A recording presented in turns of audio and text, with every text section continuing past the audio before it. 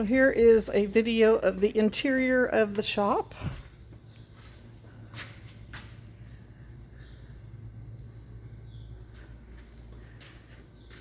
So there's a little workshop area over here with a separate door on the back of the building. There is a sink with running water here.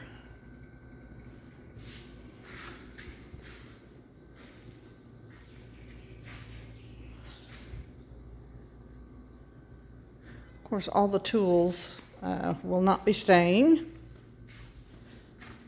Neither will the RV.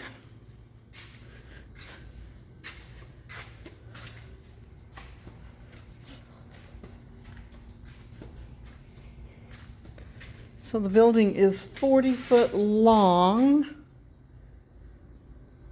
and probably 20 feet on this part and 30 feet on the back. This main door is 13 foot high.